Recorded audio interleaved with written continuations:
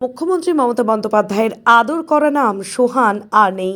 দীর্ঘ বার্ধক্যজনিত অসুস্থতার কারণে ঝড়খালি ব্যাঘ্র পুনর্বাসন কেন্দ্রে তার মৃত্যু হয়েছে। শনিবার বন দপ্তর সূত্রে এই খবর নিশ্চিত করা হয়। 2012 সালে মুখ্যমন্ত্রী যখন ঝড়খালি ব্যাঘ্র পুনর্বাসন কেন্দ্রের উদ্বোধন করেন, তখনই দুটি বাঘের নাম রাখেন সোহান ও সোহানি। সুন্দরবনের লোকালয়ে ঘুরে বেড়ানো এই বাঘ দুটিকে সংরক্ষণের জন্য আনা হয়েছিল। সোহানি কিছুদিন আগেই মারা গিয়েছিল। এবার সোহানও না ফেরার দেশে পাড়ি জমালো। 2009 সালে সাতজেলিয়া গ্রামের আশেপাশে বারবার ঢুকে পড়ছিল সোহান। পরে বন দফতর তাকে ধরে এনে প্রথমে আলিপুর চিড়িয়াখানায় রাখে, এরপর ঝড়খালি ব্যাঘ্র পুনর্বাসন কেন্দ্রে স্থানান্তরিত করা হয়। দীর্ঘ 22 বছর ধরে সোহান পর্যটকদের কাছে অন্যতম আকর্ষণ ছিল। তবে বয়স বাড়ার সঙ্গে সঙ্গে নানা শারীরিক সমস্যায় ভুগছিল সে।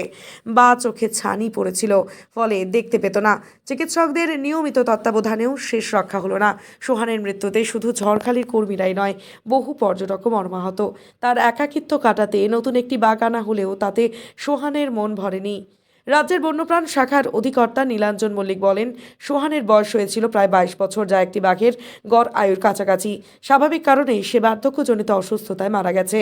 ঝড়খালি পুনর্বাসন কেন্দ্র এখন শুধুমাত্র একটিমাত্র বাঘের আশ্রয়স্থল। নতুন বাঘ আনার পরিকল্পনা করা হতে পারে, তবে সোহান ও সোহানির জায়গা কেউই পূরণ করতে পারবে না।